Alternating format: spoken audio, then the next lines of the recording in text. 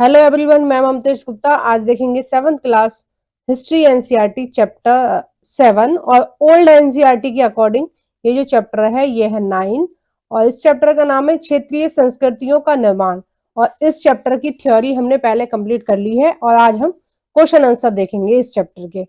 तो देखिए, ये जो साइड में आपको जितनी भी प्ले लिस्ट दिख रही है ये सारी मैंने पढ़ाई है। अगर आपने नहीं देखी है तो आप प्लीज मेरे चैनल पर जाकर देखिए। हिस्ट्री के भी मैंने थ्योरी वाली प्लेलिस्ट अलग बना रखी है, क्वेश्चन आंसर सीरीज वाली अलग बना रखी है और उसी तरह से ज्योग्राफी की भी बना रखी है, तो प्लीज आप जाकर देख लीजिए। क्वेश्चन नंबर 1, जगन्नाथी संप्रदाय के बारे में कौन सा कथन सत्य है? ए, जगन्नाथ का अर्थ है दुनिया का मालिक, ये बिल्कुल सही है। बी है जगन्नाथपुरी के स्थानीय देवता हैं। जो जगन्नाथ जी हैं वो जो उड़ीसा में पुरी है उसके स्थानीय देवता हैं, बिल्कुल ये भी सही है। सी है जगन्नाथ को विष्णु या शिव का रूप माना गया है। तो ये सभी आंसर सही हैं और इसका जो आंसर हो जाएगा वो हो जाएगा 4। और देखिए, स्थानीय देवता का पता हमें ऐसे चलता है कि वहां के जो आदिवासी लोग हैं वो काठ की मूर्तियां पहले से बनाते आ रहे हैं और अब भी वहां पर बनती हैं। तो बनती हैं मतलब बिकती भी होंगी। तो वो जो जगन्नाथ संप्रदाय है वो एक तरह से वो रूप है कृष्ण भगवान का या विष्णु का भी आप बोल सकते हैं।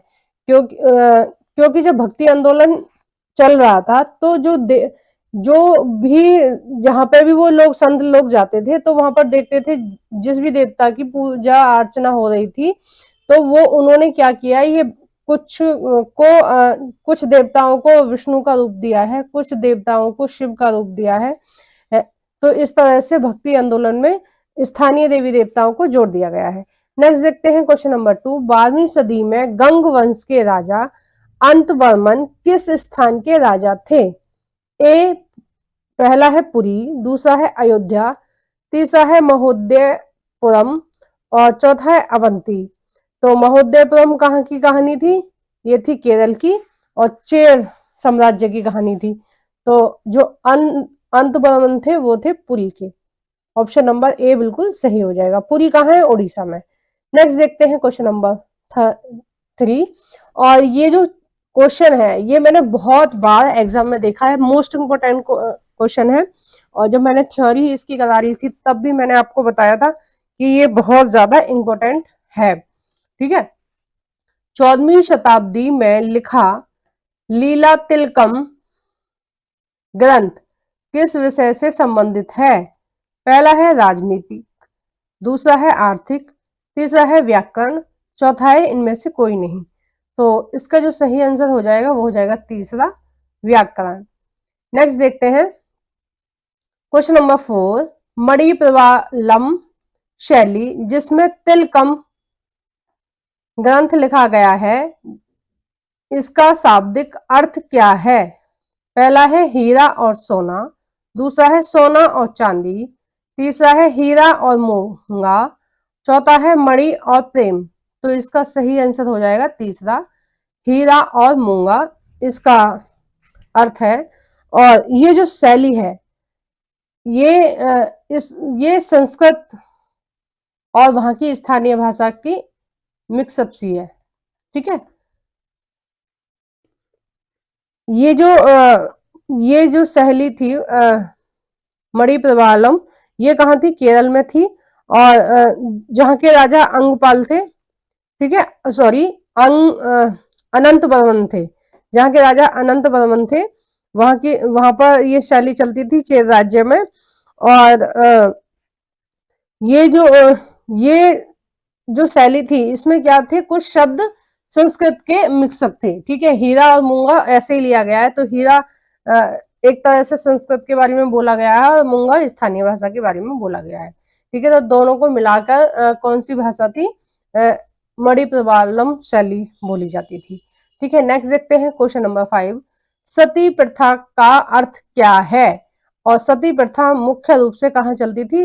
राजपूताना में चलती थी, यानी कि आज के राजस्थान में से इसकी शुरुआत हुई थी सती प्रथा की। वहीं से ये जहां भी उत्तर भारत में फैली हुई थी सती प्रथा, तो ये वहीं से फैली हुई थी राजपूताना से। आइए देखते हैं इसका अर्थ क्या होता है सती प्रथा का। पहला, पत्नी द्वारा जीवन भर पति का साथ निभाना। दूसरा है पत्नी के द्वारा अपने पति को स्वामी के रूप में मानना। तीसरा है पति की मृत्यु के बाद अग्नि समाधि ले लेना। और चौथा है ये सभी। तो इसका जो सही आंसर हो जाएगा वो हो जाएगा तीसरा, कि पति की मृत्यु के बाद अग्नि समाधि ले लेना। आपने वो देखी होगी पद्मावत मूवी जो थी, उसमें लास्ट में रानी क्या करती है, जब उनको पता चलता है कि जो महाराज हैं, जो राजा है, वो परलोक सिधार गए हैं या फिर उनकी मृत्यु हो गई है, तो रानी क्या करती है, वो जौहर करती है, यानी कि वो अग्नि कुंड में कूद जाती हैं अपनी सखियों के साथ। ठीक है, तो इसी तरह से सती प्रथा थी कि किसी भी, अब ये परंपरा पहले रानी राजा महाराजाओं ने अपनाई थी, महारानियों ने अपनाई थी, और बाद में ये धीरे धीरे आम जनता तक आ गई। और फिर क्या हो गया कि कंपलसरी हो गया कि अगर किसी भी महिला का पति की मृत्यु हो जाएगी तो उस महिला को अग्नि समाधि लेनी ही पड़ेगी, यानी कि आग में कूदना ही पड़ेगा। कई लोग तो ऐसा करते थे कि पति की जहां चिता जल रही होती थी वहीं पत्नी भी उस चिता में कूद जाती थी, या उसको बैठा देते थे, या फिर उस चिता के साथ बांध देते थे, जो एक बहुत ही बुरी परंपरा थी। और बाद में इस परंपरा को खत्म किया गया, सती प्रथा को खत्म किया गया लॉर्ड विलियम बेंटिंक के द्वारा, और राजा राम मोहन राय ने इसमें बहुत ज्यादा अपना योगदान दिया था। क्वेश्चन नंबर 9, 9वीं शताब्दी में मलयालम भाषा के विषय में कौन सा कथन सत्य है? ए, 9वीं सदी में मलयालम चेरों के राजकीय भाषा थी। बी है, राजाओं ने शिलालेखों को लिखवाने के लिए मलयालम भाषा का प्रयोग किया था। सी है, भारतीय उपमहाद्वीप में इस क्षेत्रीय भाषा के प्रयोग के सबसे पहले उदाहरणों में से एक है। तो 6 का सही आंसर हो जाएगा ऑप्शन नंबर डी। ठीक है, ऑप्शन नंबर डी हो जाएगा कि ये सभी हैं। जो स्थानीय भाषा के जो प्रमाण मिले हैं वो सबसे पहले चेर साम्राज्य से ही मिले हैं। और यहाँ पर क्या था, कैसे, मतलब कोई भाषा वहां की राजकीय भाषा है, उसका प्रमाण कैसे पता चलेगा आपको कि यहाँ की राजकीय भाषा कौन सी, किसी भी स्टेट की या किसी भी स्थान की।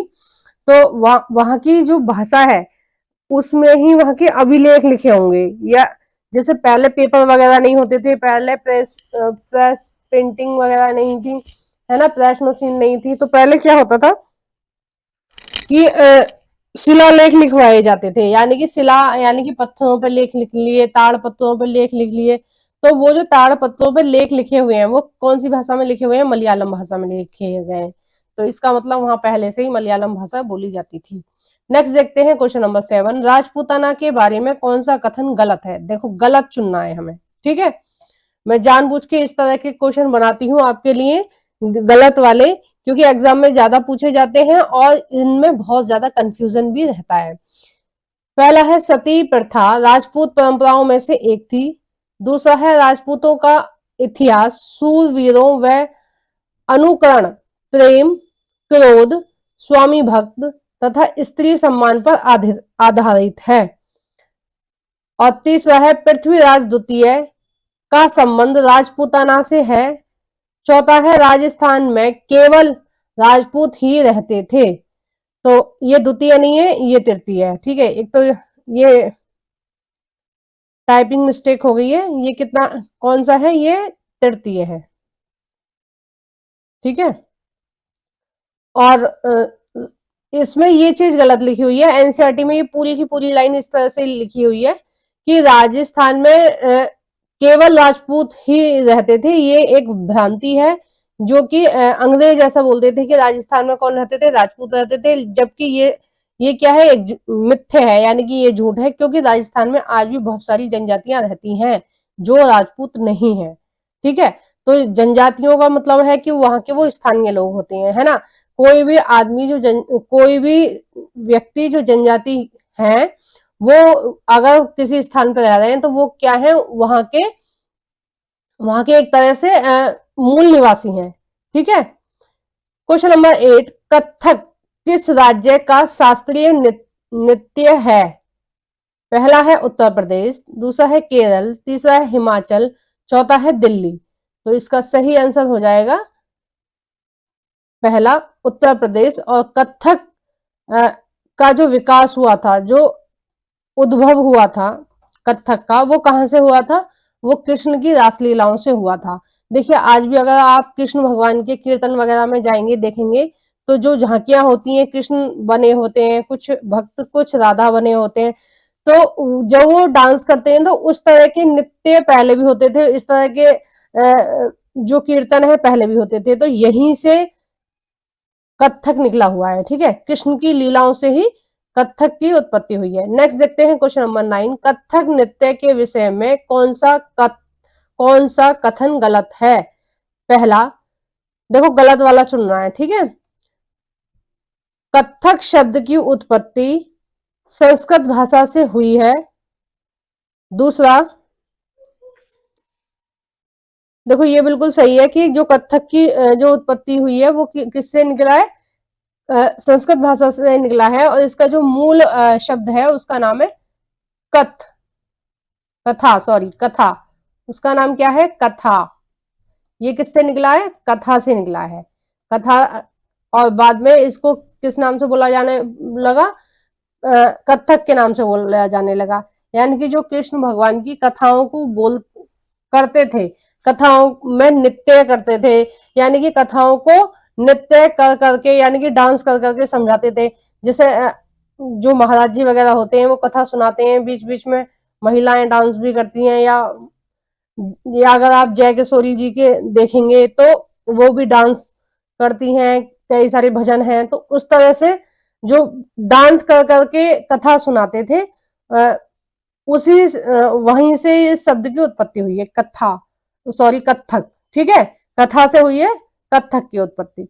नेक्स्ट देखते हैं क्वेश्चन ऑप्शन 2, कथक नृत्य की शुरुआत भगवान श्री कृष्ण की लीलाओं के लोक नृत्य से हुई है, बिल्कुल सही है। तीसरा है, कथक नृत्य को मुगल बादशाहों का समर्थन प्राप्त था, ये भी बात बिल्कुल सही है।